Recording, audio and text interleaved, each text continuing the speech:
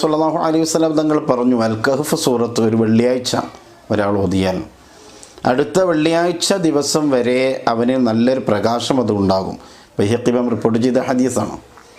മഹാനായ ഗസാലി ഇമാം റളിയല്ലാഹു തആല അൻഹു ഇഹ്യയിൽ ഉദ്ധരിച്ചത്